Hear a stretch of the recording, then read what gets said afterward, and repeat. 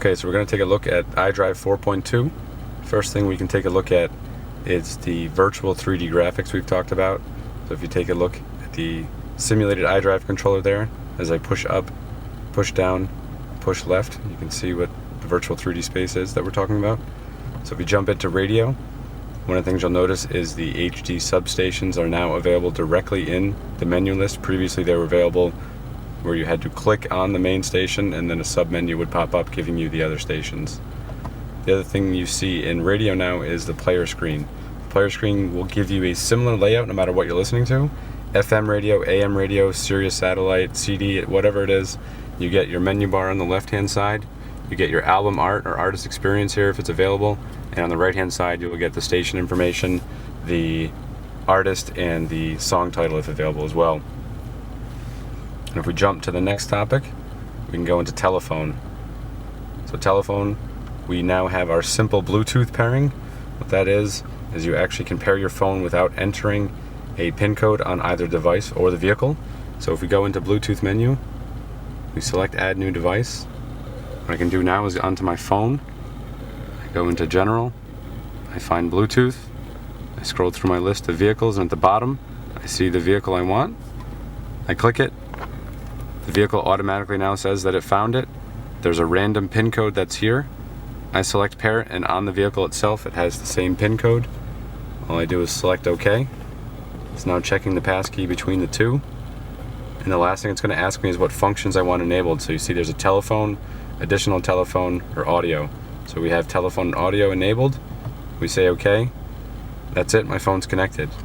And now we can see what it's doing is every time you pair it, you saw there's telephone and additional telephone. It'll pair both phones and it'll merge the phone books of both phones into one phone book here in the vehicle. And it would actually tell you which phone book it sees. So for example, it would say via Eric's iPhone, and it'll make the outgoing call on my phone, whereas it would make the outgoing call on the other phone if it was in the other phone book.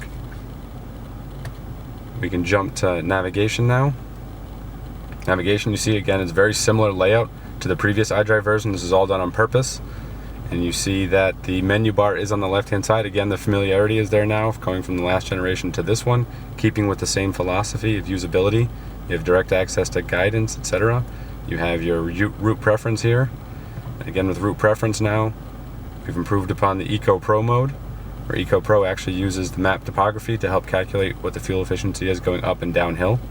And we've also added the ability to prefer HOV roadways and prefer express roadways, which was not available in the previous generation. And if we want to go back to the map, another thing we've added is within interactive map, we have our pie menu. This menu was not available before. This gives you direct access to changing the view, for example, or getting to a POI while you're in the interactive mode. So if we want to change the view, we'll go to perspective view. We'll back out, and if we quickly zoom out, I'm going to go across country very quickly here.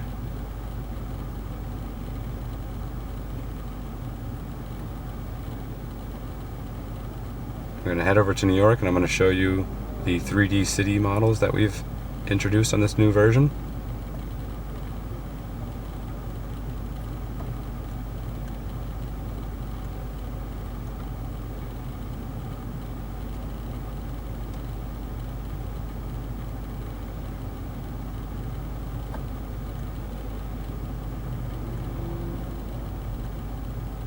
You see, as we start to zoom in,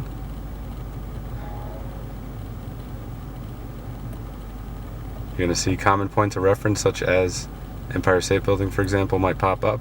You're going to see large buildings start to pop up. And as you zoom in closer and closer, more buildings pop up. And the reason for this is if you're driving around, you now get added visual references to where you are or where you're trying to get to. As you move down the street, you can see the buildings will fade in and out as you get closer to where you want to go. If you go back to the menu now, you can talk about mobile office, for example, now gets an upgrade. It gets the same visual effects that we have in the other versions. Connected Drive, again, the menu gets the same similar structure. And if we want to talk about BMW apps, we can talk about the latest app integration we have. And the new one that we have is Stitcher. So now if you have the Stitcher app on your phone, you just take the same app that's available on your iPhone. You just start the Stitcher app on your phone. You then just attach it to the vehicle. There's two ways of attaching it. One way is attaching it through the USB cable. The other is to use the snap-in adapter that's available. We just plug the phone in here. Now again, this is the same Stitcher app that you would see on your phone even if you don't have a BMW. You just start it on your phone. You see now it has a special screen here where the app itself is recognized it's connected to a BMW. And now if we go up into the iDrive screen, we see that BMW apps is available in the menu. We just close the center console and now we can activate Stitcher with the iDrive controller. We don't have to use the phone at all anymore. So now you see it's playing a podcast here. So Stitcher is a collection of podcasts. For example, the Wall Street Journal or NPR or ESPN. You can do a playlist. You go into My Stations. You can give it a thumbs up, a thumbs down. You can start to personalize it a little bit more and find more like this. So it gives you recent episodes of the same podcast that I'm listening to. It also says what other listeners that liked that podcast would listen to. And you can go to your station list. You can go and add, for example, My Freakonomics if you'd like to. You have a smart station where, again, you tell it your likes. It starts to create stations for you. And if we go back, we can actually find out what all the upcoming podcasts are in my specific playlist right now. We can skip forward if we want to go to the ESPN PTI podcast. And it starts playing.